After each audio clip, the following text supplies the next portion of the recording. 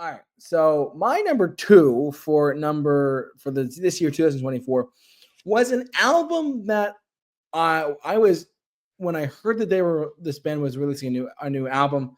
I was very I was like, all right, I was hit or miss with it initially. I was like, okay, they're releasing a new album. Their 2020 album was like kind of a mixed bag, so to speak. Our other show, but it was very much so like I wasn't sure how I was going to react to this new album, and I have to tell you the truth. I looked up the critic reviews don't mean anything really unless you follow that stuff closely. But this album did receive universal acclaim when it came out, and I went back to it much more than I thought I was going to, and it's a damn shame that I missed them on their tour this year. But luckily, they're coming around in 2025 again. It's actually I'm genuinely surprised, but Pearl Jam's Dark Matter. I know that we reviewed it. But I keep going back to like just the whole album, especially the singles that got released.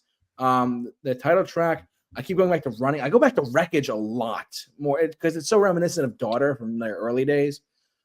Kyle's favorite. It was Kyle's favorite album of the year. Yeah.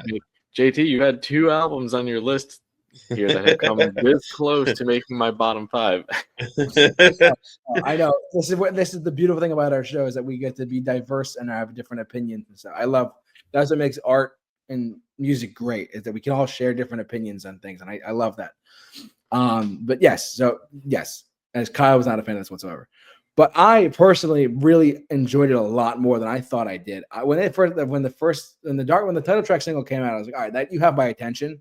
That grew in me. Then Running, and then Wreckage, and then Something Special. Like this got to give. Like I was just really getting into them, and then it made me go back and listen to more of their singles that got released over the course of their catalog, and it made me dive into their catalog more. I am pissed off a little bit that I missed it on them on this tour when they stopped in New York. Hopefully, I can see them next year at some point when they come somewhere closer to the New York area. I mean, maybe New Jersey or Connecticut. Who knows? We'll have to see, of course. But I really hope I can see them live because I've heard really great things about them. I mean, it's one thing to hear an artist on record. It's another thing to hear what they do as a live band. And I can't emphasize enough. I would love to see these songs, not just hear them live, but see them live too. That's the difference with so many other artists too. Like I've said this before. The Red Hot Chili Peppers are one of those bands for me. Green Day is one of those bands for me. Like they just sound better live, or even like the Foo Fighters, another one. I was like, oh, that sounds cool. When I see them live, incredible, life-changing, literally. But I've heard things about Pearl Jam doing that, and I'm pissed that I missed them, and I want to see them. I really want to see them live to just experience something that this band live and the material live too. That I think that would work out well. But yeah, I can go on about this all day. But this is my number two was Pearl Jam's Dark Matter. I've seen Bon Jovi once.